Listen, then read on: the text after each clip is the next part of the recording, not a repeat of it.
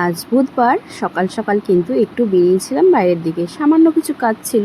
দেখো গাড়িতে যেতে যেতেই দেখছিলাম কিন্তু চারিদিকটা রোদ খা খা করছে, মানুষজন কিন্তু রাস্তাঘাটে একদম নেই।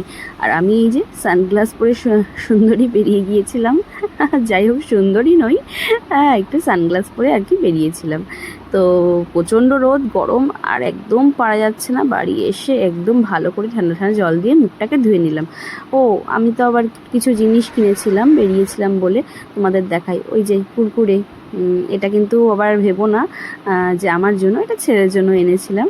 আবার আমিও মাঝে মাঝে তার থেকে দু একটা ভাগ বসাই। ও আর তার সাথে ছিল কিন্তু আবার ফ্রুট অ্যান্ড নাটের আমুলের এই ডার্ক চকলেটটা। এটা কিন্তু ডার্ক চকলেট মাঝে মাঝে কিন্তু আমাদের একটু খাওয়া দরকার। ছেলেকে একদমই চকলেট দিই না, তবু ডার্ক চকলেটটা নিলাম, একটু আধটু দেওয়াই যেতেই পারে। তো পুরোপুরি এত স্ট্রিক্ট মেনটেন করলে না খুব মুশকিল হয়ে যাবে। আমার কিন্তু খুব দরকার ছিল একটা সানস্ক্রিন, কারণ এই রোদের মধ্যে না ছেলেকে দেওয়া আসা নেওয়া আসা আর বিভিন্ন কাজ থাকে বাইরে, আমার অনেক কিছু, সেই কাজ করতে করতে না একদম সময় হটে না স্কিন কেয়ারের। আর মুখ কিন্তু পুরো ট্যান হয়ে গেছে।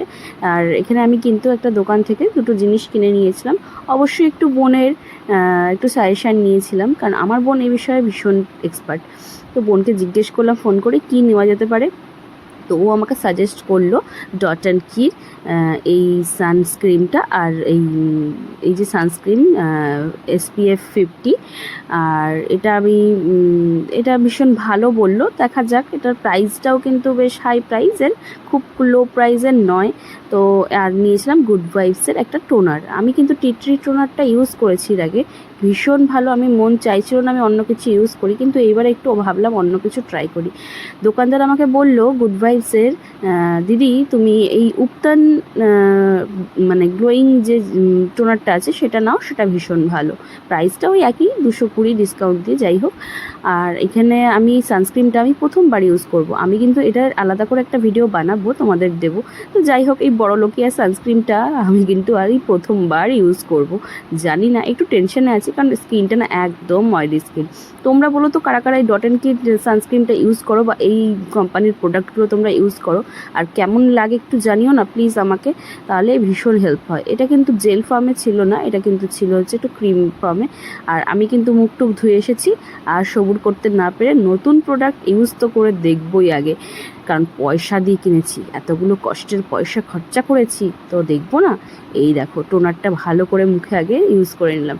এবার এটাকে একটু শুকিয়ে নেব, মানে স্কিন টেনে নেবে। স্কিন টেনে নেওয়ার পর আমি কিন্তু এখানে নিয়ে নিয়েছি ওই সানস্ক্রিনটা। ভীষণ আনন্দ বা ভীষণ এক্সাইটেড বলতে পারো, আমি প্রথমবার এই ডট অ্যান্ড কি বড়লোকিয়া মানে সানস্ক্রিনটা ইউজ করছি।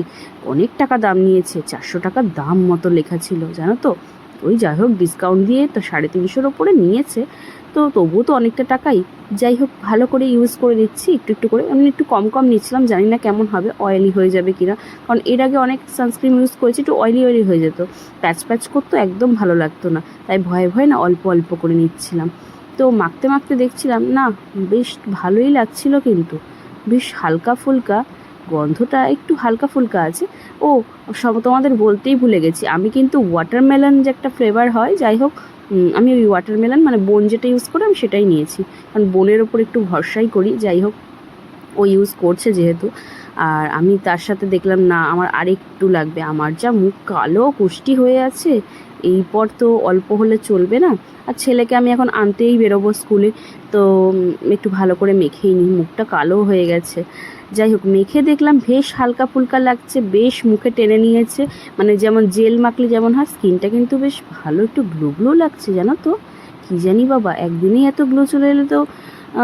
এটা পুরো শেষ করলে আমার মুখটা দেখলে তো মানে আরও সুন্দর হয়ে যাবো, যাকে আর কি বলবো, ভীষণ গ্লো করছিল, আর মুখে পুরো টেনে নিয়েছে এক